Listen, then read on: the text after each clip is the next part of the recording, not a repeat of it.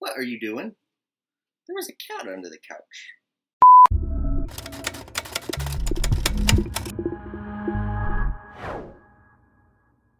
Hey everybody. So I have been DMing Dungeons & Dragons 5th edition for 7 years now, which is insane to me. Honestly, it's just crazy to me that it's been that long. And during that time, I've done so many campaigns, and some of them just kind of fizzled out and weren't that great. But I've had a few that kind of were the iconic campaigns of my D&D career. So I was thinking it might be fun to do a series on here where I do basically campaign recaps and talk about those campaigns and why they were significant and all the things that happened in them. And this first campaign that I want to talk about is significant because I actually created my D&D world for this campaign. I didn't intend for this world to go anywhere, but since then I've done tons of other campaigns in this world and connected to this original campaign. But this first campaign was the one that I created the world for. I talked a tiny bit about this world in my world building video, so head on over and check that out if you're interested. But this campaign centered on a group called Chaotic OK, and they were definitely chaotic. The group found themselves up against a coven of hags, and anybody who's ever played D&D with me knows that I fucking love hags. I have to go to rehab. So I don't think you need rehab. Kim, I blacked out and climbed into a trash bin. I mean, they're just like my favorite D&D monster, full stop.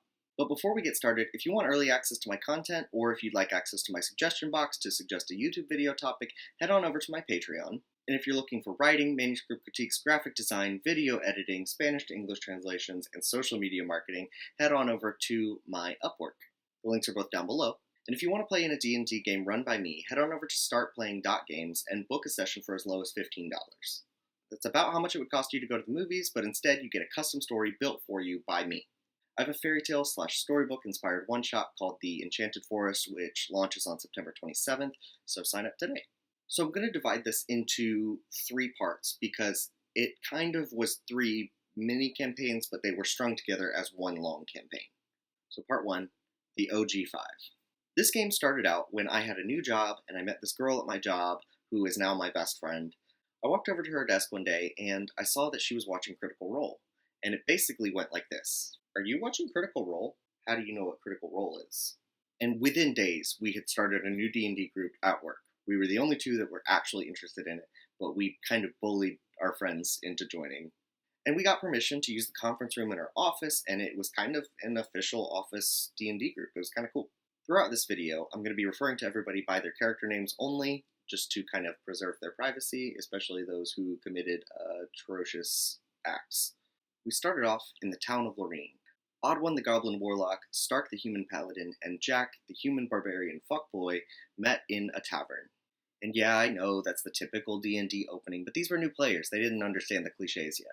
Stark and Jack's players had both never played before, and as soon as the game starts, I think Stark just panicked, because all of a sudden he's just like, I'm Stark, I have 5 dead brothers, and my parents are missing.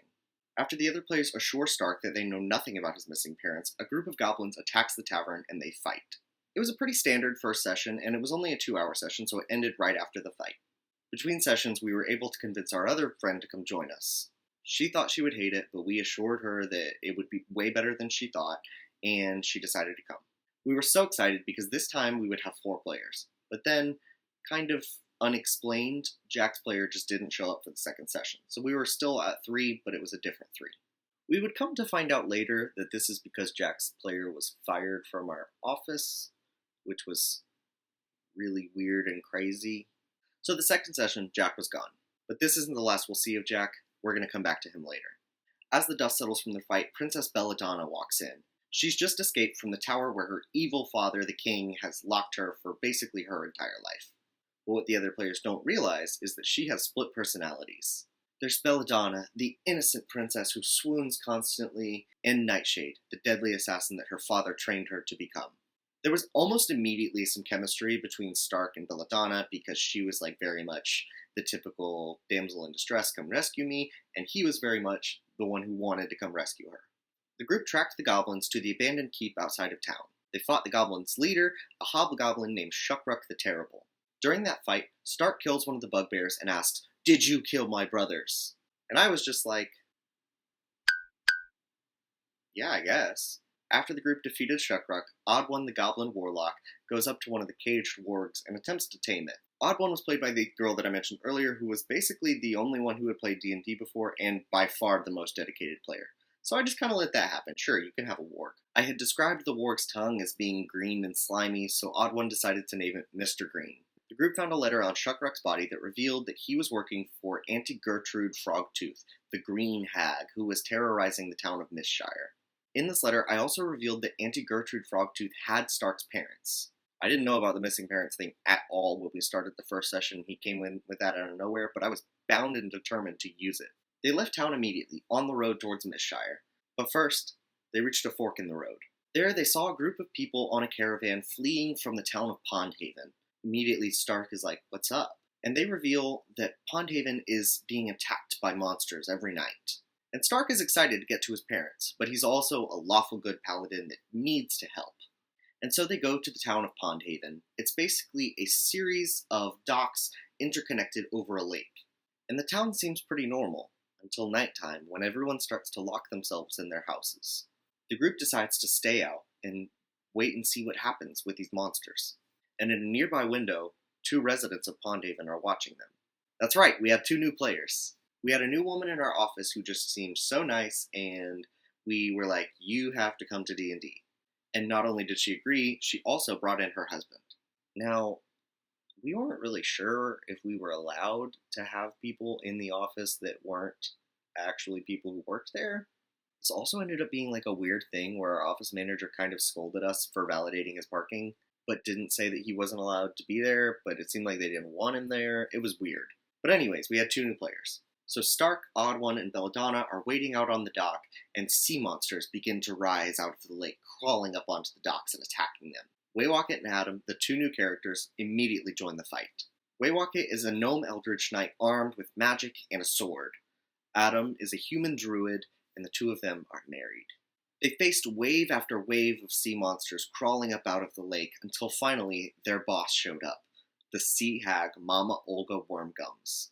It was a long and difficult fight, and it definitely went over our 2-hour limit, but it was the best we had in the campaign, and everyone had a blast. Waywocket and Adam joined the group officially and continued on their way to Mistshire. When they arrived in Mistshire, it was chaos. Everyone was convinced that someone else had said something about them, and it was just this web of fighting and deceit and lies, all, of course, orchestrated by the Green Hag. The townsfolk attacked the group as they walked into town, and the group, of course, naturally, ruthlessly slaughtered them. I really thought that they were going to defuse the situation. I really thought. Quick tip. Don't ever expect your players to defuse any situation. So after becoming murderers, the group waltzes up to Mistshire Keep to go speak with the lord of the town, naturally. The group walks in, covered in blood, and offers their services to help defeat Auntie Gertrude Frogtooth, the Green Hag. Through some miracle, I didn't want to deal with it, they don't get arrested. The group ended up meeting the Lord's daughter, who was about to turn 13, and her best friend was born on the same day as her. And these 2 girls, something's up. But they say that they know where Auntie Gertrude Frogtooth's hut is.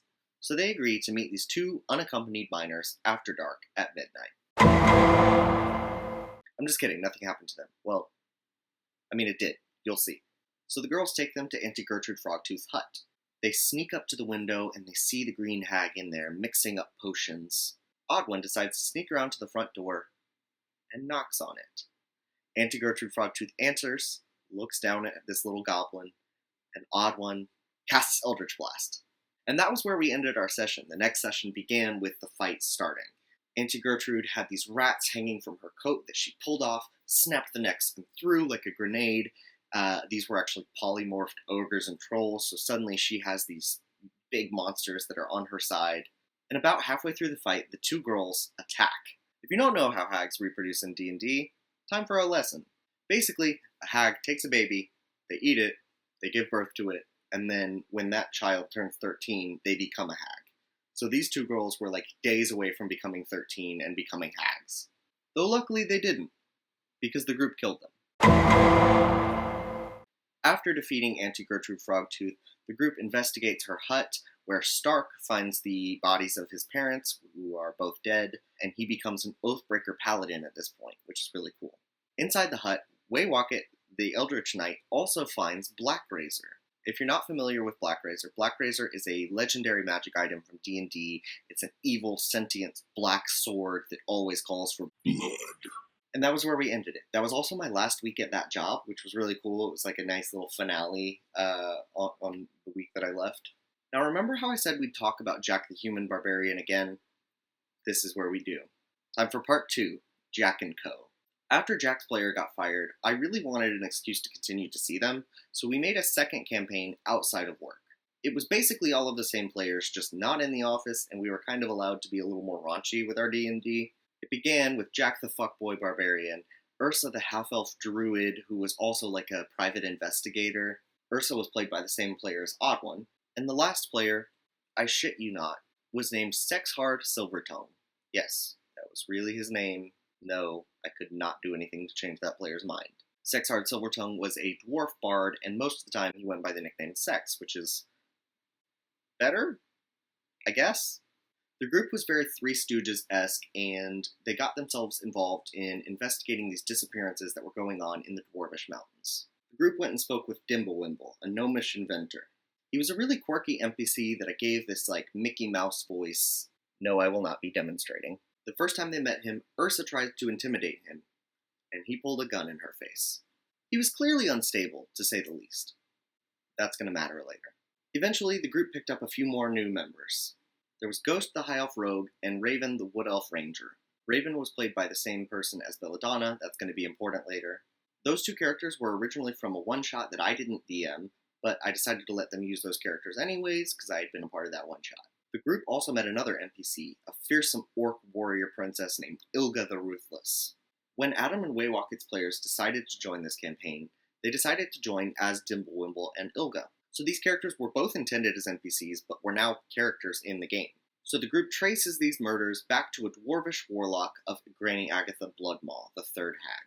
This warlock also had a familiar that was like a little gazer that would follow him around, which Raven captured to make her own pet.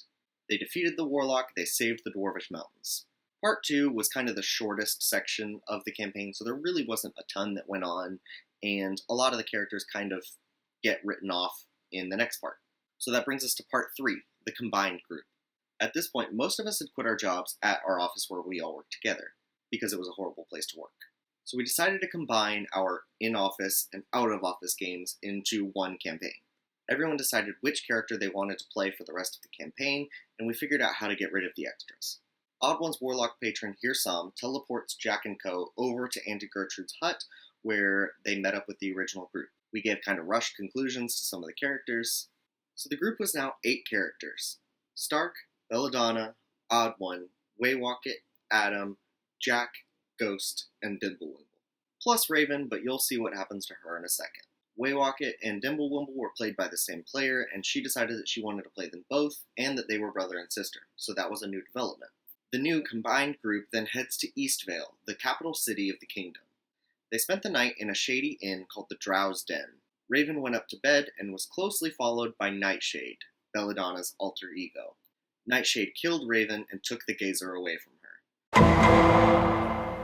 The next morning, Odd One finds Belladonna holding the gazer on a string like a balloon.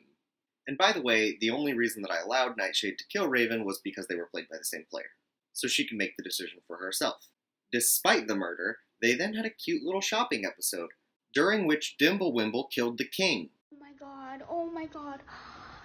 Why did you do that? Just can't ever catch a break.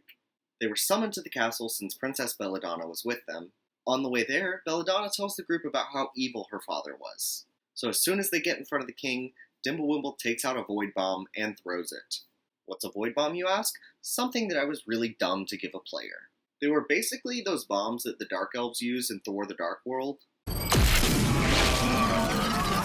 And basically, the only downside is that if you roll a 1 on any of Dimblewimble's bombs, they blow up in his hand. So he throws the void bomb at the king, and the king is dead. At this point, I had a choice to make. Start a lengthy fight as they fight all of the castle guards and try to escape, or just accept it. So Belladonna's stepmother strolls into the room and says that she hated the king too, and she supports Belladonna's reign. The stepmother temporarily becomes Queen Regent as Belladonna goes off to finish her journey and defeat Granny Agatha Bloodmaw. The group buys a folding boat and decides to head on down to the town of Zelphus. Except the river they decide to take passes through the Elvish woods, which does not allow outsiders. While they're on the boat, Stark finally confesses his feelings for Belladonna, and the two of them go inside to do it. Belladonna's player then immediately decided that she was pregnant. And again, I'm just behind the screen like, okay. Anyway, elves attack the boat.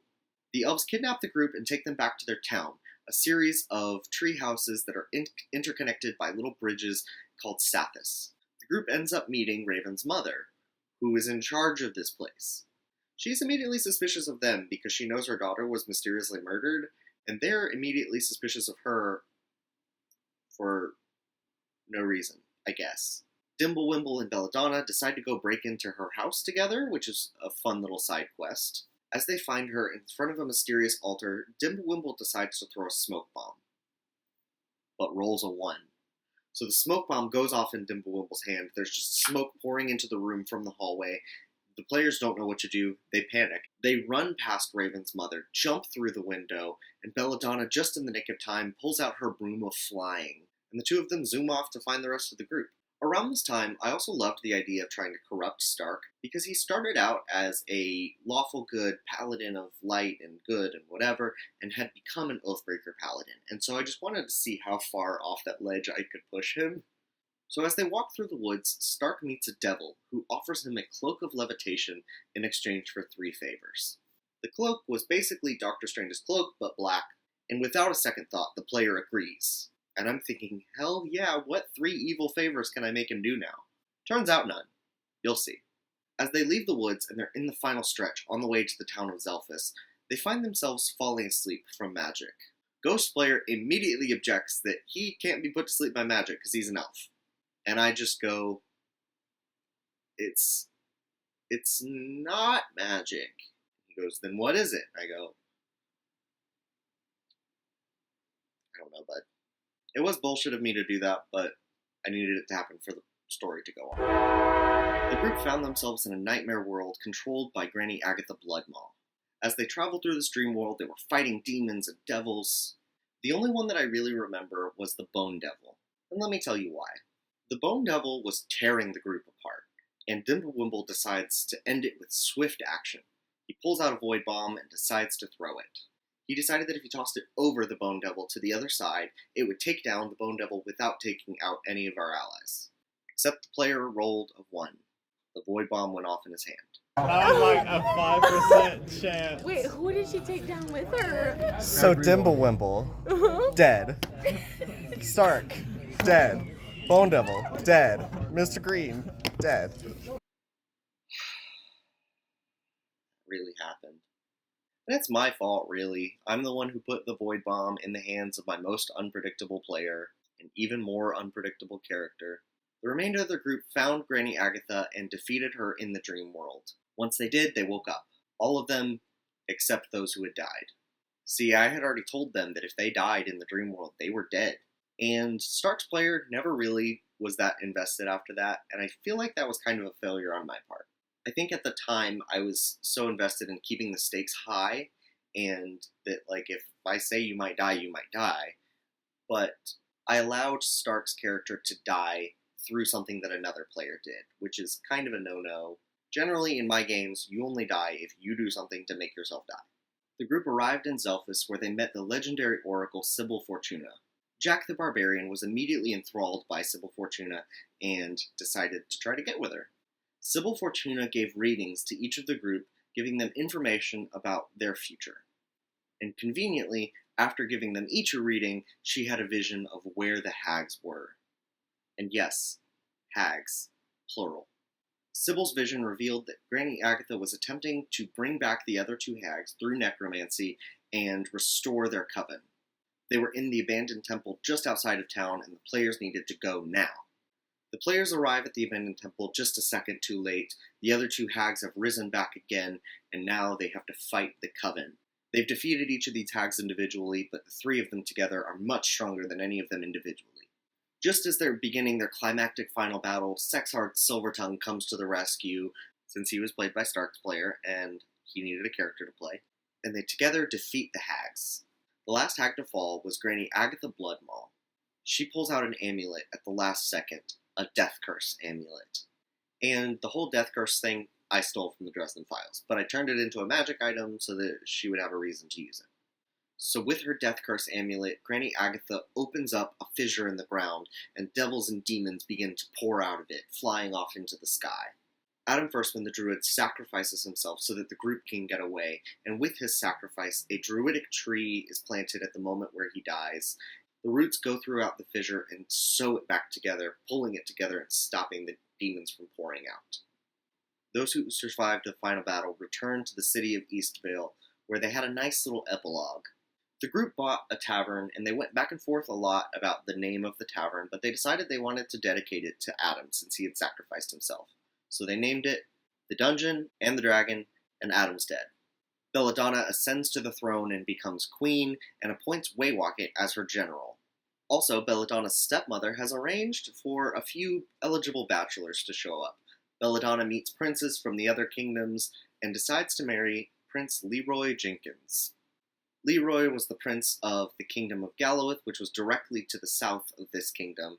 So they get married. Eventually, Leroy becomes king of Gallowith, and with them both being king and queen, they just combine their two kingdoms, expanding out the kingdom of Eastvale. Odd One's patron here, Sam, offered to bring her back to the Feywild and make her into an archfey. Jack went back to Zelphus and married Sybil Fortuna, where he became the Lord of Zelphus. Because typically in my world, whoever marries the Oracle becomes the Lord or Lady of Zelphus. This campaign was really long and very significant for me, and I'm really glad that it got to make it to the end and kind of have this epilogue and have the characters all become a part of the world. And since then, I've done tons of campaigns where these characters have come back. Jack has made countless cameos because he's just a hilarious character. I did a mini campaign last summer where Waywocket and Belladonna were the two villains, and Odd One the Archfey has shown up a bunch of times. I hope everything in this video made sense. It's really hard to take like months and months of a campaign and kind of squeeze it down into one video. But anyways, I hope you enjoyed, and I'm sure I'll be back with some more campaign recaps at some point. If you did enjoy, please like, comment, subscribe, do all the things that make YouTube think that you want to see my content. And if you want to hear this exclusive AI-generated bard song that I made for this campaign, check me out on Patreon. Bye! Ages passed when shadows fell and crones recast their wicked spell. Chaotic, okay, a band of heroes brave stood firm against hags whose hearts enslaved. Mama Olga, from the depths she rose, with seaweed hair and curses sewed out to Gertrude. With warts and cackle and swampy den she waged her battle. Granny Agatha, with eyes of flame, in darkness dwelt where demons came. Jack, the slutty human barbarian. Shit. We started off in the town of Loreen. Odd One the goblin. Shit. We started off in the town of Loreen. Goblin. God damn it. I'm Stark. My parents are dead. No. After the group defeated Shukruk, Oblin. Jesus Christ. After the group defeated Shukruk, the Green Hag, Annie Gertrude Frogtree. So the new 8 characters were Odd One, Stark, Belladonna, Waywocket, Adam, Jack, Ghost. Oh shit. No. So the new players were Odd One, Stark, Belladonna, Waywocket, Adam. Jesus Christ. And I don't know.